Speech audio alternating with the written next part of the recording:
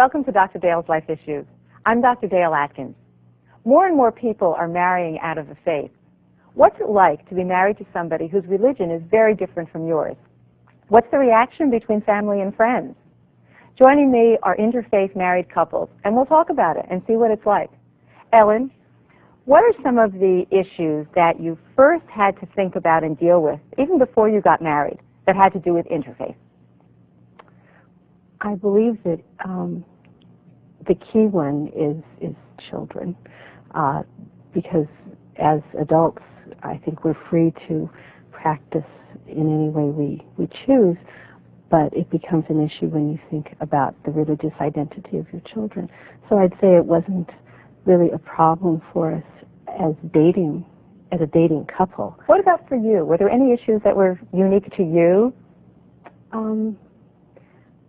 I fell in love with that part of my husband first, actually. I think I was raised very religiously. And in what religion? I was raised Catholic, and I think it was that aspect of him that appealed to me so much when I discovered it about him.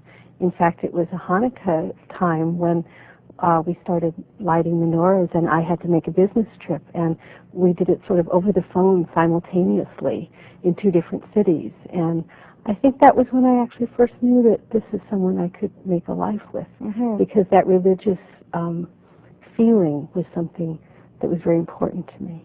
Andrea, what were some of the concerns and issues that you had initially, even before you and Ben got married?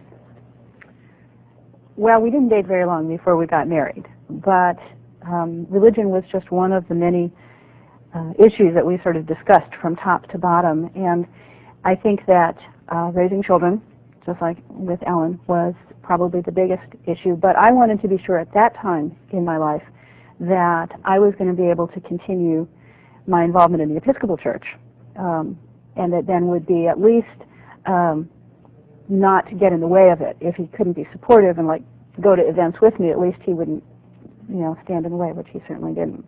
And what kind of reassurance did you need to get from Ben? I just needed him to say fine.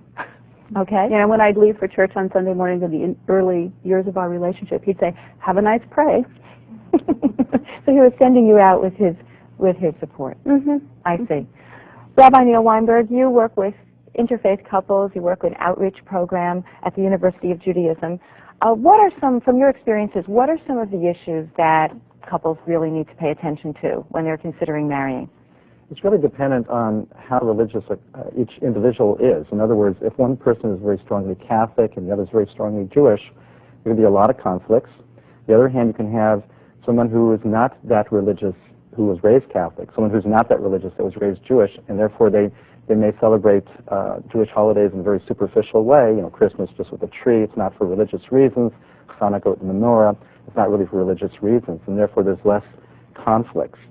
One area that couples often don't think about is that when they die, a Jew cannot be buried in a Christian cemetery, nor a Christian in a Jewish cemetery. So a couple that spent their whole life together in an interfaith marriage may end up not being buried together and have to be buried, separate from one another. And that's